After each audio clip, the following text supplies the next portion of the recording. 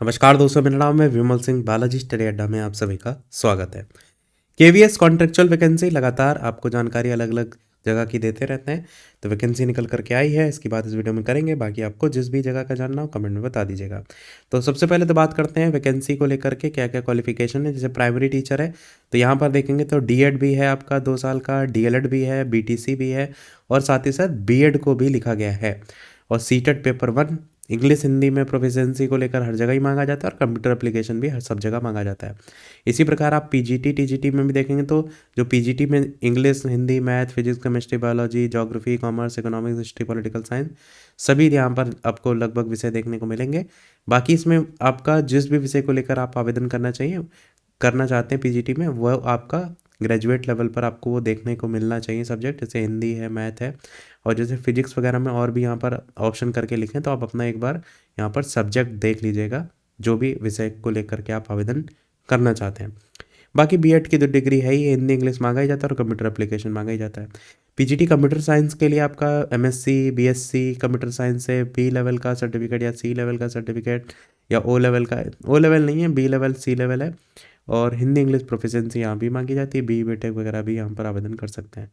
TGT English Hindi Sanskrit mathematics science bio से social science ये सभी, इसमें भी आपका वही 50% नंबर के साथ और इसके अलावा बैचलर डिग्री 50% नंबर के साथ जिस भी सब्जेक्ट के लिए आप आवेदन करना चाहते हैं उसी में 50% नंबर होने चाहिए।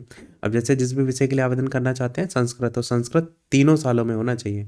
हिंदी है, Hindi as a subject in all the 3 years. इसी प्रकार इंग्लिश के लिए भी है, सोशल साइंस में विषय दिए गए हैं हिस्ट्री ज्योग्राफी वगैरह, तो इनमें से कोई 2 विषय आपके होने चाहिए। यही लिखा है any 2 of the following subject को लेकर। टीजीटी मैथ को लेकर के, टीजीटी साइंस को लेकर बीएड यहाँ भी मांगा जाता है, इनमें सीटेट पेपर 2 मांगा जाता है और कंप्यूटर एप्लीकेशन में नॉलेज। बाल वाटिका टीचर जो होता है इसके लिए तो आपको पता है अलग से जो डिप्लोमा होता है नर्सरी टीचर वाला, या तो वो होना चाहिए या फिर आप सीनियर सेकेंडरी क्लास और उससे रिकग्नाइज बोर्ड है एटलीस्ट 50% नंबर के साथ होना चाहिए। अच्छा, यहाँ पर देखेंगे तो सीनियर सेकेंडरी को भी इसमें मान्यता दे दी गई है। यहाँ देखिए लिखा है सीनियर सेकेंडरी क्लास क्लास। अच्छा, यहाँ पर एंड लिखा है तो ठीक है, तो आपका केवल क्लास 12 से काम नहीं चलेगा। ये जो डिप्लोमा है वो होना ही चाहिए। यहाँ पर और लिखा है, और मतलब या तो ये दोनों हो या तो फिर बीएड नर्सरी वाला आपने कर रखा हो या तो वो हो। कंप्यूटर जो इंस्ट्रक्टर है इसमें अगर आप देखेंगे तो कंप्यूटर से रिलेटेड आपका bachelor master degree post graduate degree O level certificate A level certificate, इसी प्रकार से आर्ट क्राफ्ट म्यूजिक डांस को लेकर के भी यहाँ पर प्रोफिशिएंसी वगैरह की बात की गई है, डिग्री डिप्लोमा की बात किया गया है। गेम्स और स्पोर्ट कोच को लेकर के भी यहाँ पर कोचिंग का सर्टिफिकेट आपका होना चाहिए। इसी प्रकार डॉक्टर को लेकर एमबीबीएस और रजिस्ट्रेशन की बात यहाँ पर की गई है। इसी प्रकार नर्स को लेकर के देखेंगे तो 3 साल का डिप्लोमा है जनरल नर्सिंग या और मिडवाइफरी में, या तो फिर आपने बीएससी नर्सिंग कर रखा हो और रजिस्ट्रेशन वैलिड होना चाहिए। इसके अलावा हिंदी इंग्लिश में प्रोफिशिएंसी होनी चाहिए, नॉलेज आपको कंप्यूटर एप्लीकेशन की होनी चाहिए। तो यहाँ पर ऐसा कुछ एक्स्ट्रा नहीं मांगेंगे। काउंसलर में अगर बात करते हैं तो बीए बीएससी साइकोलॉजी से मिनिमम 50% नंबर के साथ सर्टिफिकेट डिप्लोमा काउंसलिंग में आपका काउंसलर की वैकेंसी है तो इसलिए होना ज़रूरी है।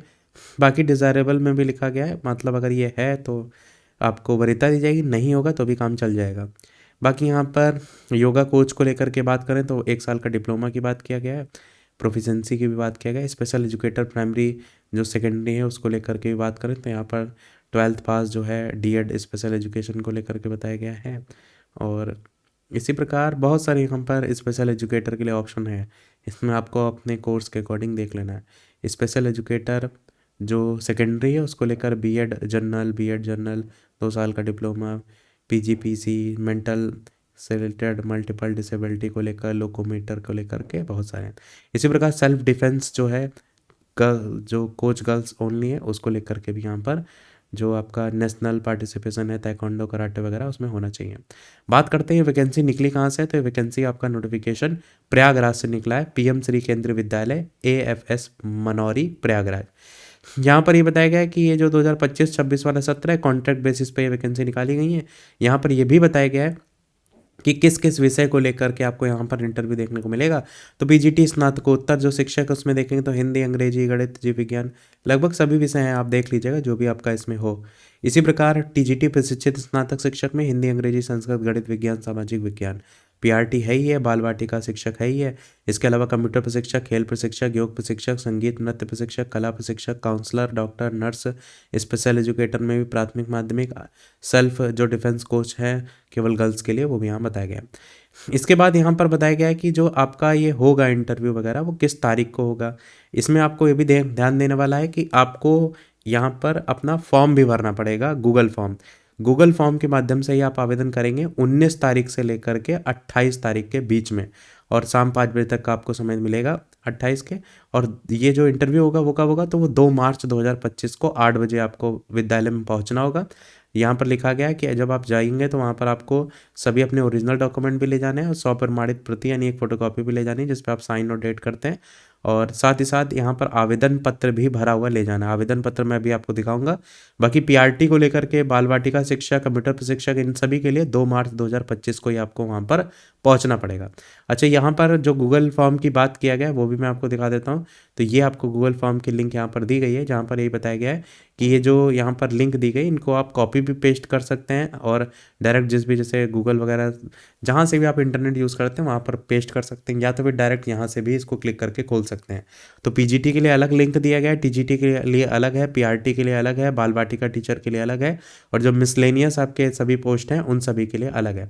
तो ये जो फॉर्म यहाँ पर देख रहे हैं, अगर आपको कोई दिक्कत होती है तो आप क्या करिए, आप देखेंगे कैमरा में गूगल लेंस का ऑप्शन होता है, वहाँ से आप किसी भी टेक्स्ट को जो है वो स्कैन कर सकते हैं।